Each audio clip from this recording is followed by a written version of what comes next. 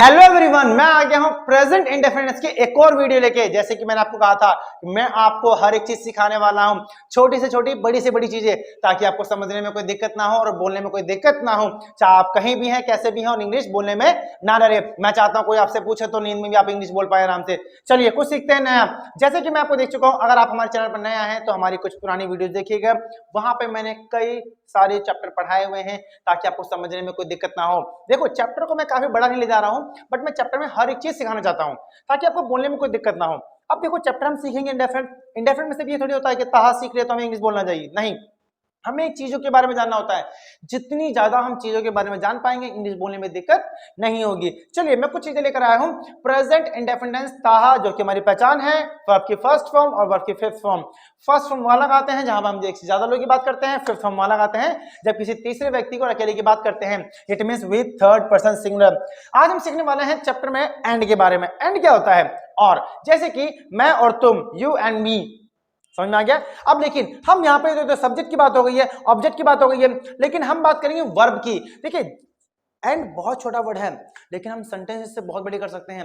जैसे कि हम तीन तीन वर्ड मीनिंग एक साथ यूज कर सकते हैं। देखो, सेंटेंस के अंदर सपोज मैं कुछ चीजें बोल रहा हूं, अगर किसी ने आपसे कहा कि मुझे डेली रूटीन के बारे में सुनाओ, तो अगर आप बार बार एंड एंड एंड बोलते रहेंगे तो बहुत बेकार लगता है। तो जितने ज्यादा सेंटेंस को हम कम करेंगे, या बार बार ये बोल रहे हो मैं सुबह उठता हूं, मैं सुबह ये करता हूं, मैं सुबह मैं सुबह मैं सुबह, बहुत बेकार लगेगा।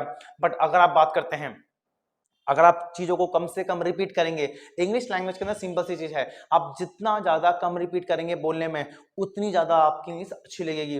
लेकिन आप चीजों को बार बार रिपीट करेंगे तो सामने वाला भी सुन के बोर हो जाएगा। हम सीधा मेन काम की बात करते हैं तो वो अच्छा रहेगा। जैसे कि एंड क्या होता है, हम दो कामों को एक साथ बता सकते हैं, और एक ही इंसान, सब्जेक्ट को हम सिर्फ एक बार यूज करेंगे, लेकिन हम क्या करेंगे, जो वर्ब होगी उसको हम दो बार यूज कर सकते हैं।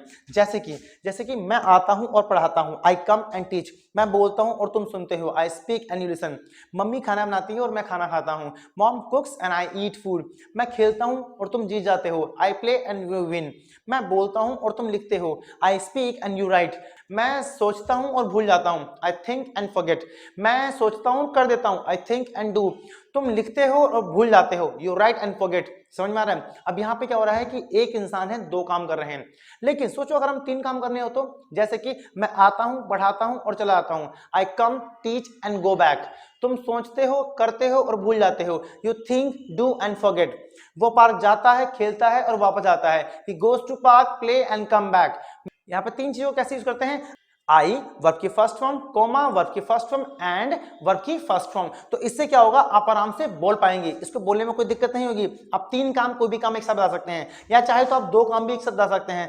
जैसे कि मैं उठता हूं और मुंह धोता हूं, I wake up and wash face. मैं नहाता हूं और पूजा करता हूं, आई टेक अ बाथ एंड वर्शिप। मैं नाश्ता करता हूं और पार्क चला जाता हूं, I have breakfast and go to park. तो यहाँ पे क्या हुआ, हम कोई दो काम एक साथ कर सकते हैं। चलिए, यहाँ पे मैंने कुछ एग्जाम्पल दिए हुए हैं, कुछ एग्जाम्पल्स के बारे में पढ़ते हैं तो आपको आसानी दिक्कत होगी, समझने में कोई दिक्कत नहीं होने वाली है।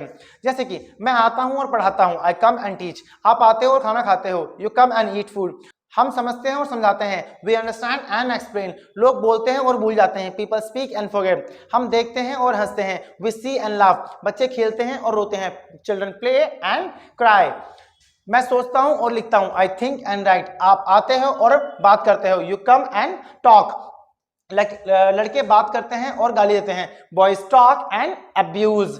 लड़कियां पढ़ती हैं और पढ़ाती हैं, गर्ल्स स्टडी एंड टीच। भाई आता है और चिल्लाता है, ब्रदर कम्स एंड शाउट्स। जैसा आपको बड़ा भाई होगा, सेम चीजें करता होगा ना ऐसे।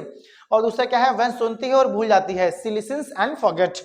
माता पिता पालते हैं और सिखाते हैं, parents bring up and teach. समझ में आ रहा है? ये कुछ एंड के एग्जांपल है। जब भी आपको टाइम मिलेगा, दो वोकैब एक साथ लीजिएगा और I, you, they, we, he, she के साथ प्रैक्टिस करेंगे।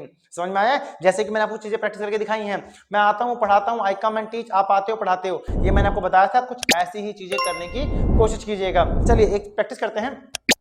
मैं सोचता हूं और लिखता हूं, आई थिंक एंड राइट। आप सोचते हो, लिखते हो, यू थिंक एंड राइट। वह सोचते हैं, वो लिखते हैं, दे थिंक एंड राइट। हम सोचते हैं, वो लिखते हैं, वी थिंक एंड राइट। वह सोचता है, वो लिखता है, ही थिंक्स एंड राइट। वह सोचती है, वो लिखती है, सी थिंक्स एंड राइट। समझ में आया? चलिए मिलते हैं नेक्स्ट वीडियो में, और ऐसी ही और इंटरेस्टिंग वीडियो देख लिए हमारे चैनल को सब्सक्राइब जरूर कीजिएगा, एंड अपने दोस्तों के साथ चैनल ज्यादा से ज्यादा शेयर करेंगे, ताकि वो भी सीख पाए। जब वो साथ में सीखेंगे और वो साथ में बोलेंगे तो आप जल्दी और सीखेंगे। चलिए मिलते हैं नेक्स्ट वीडियो में कुछ नए शब्दों के साथ, कुछ नई चीजों के साथ।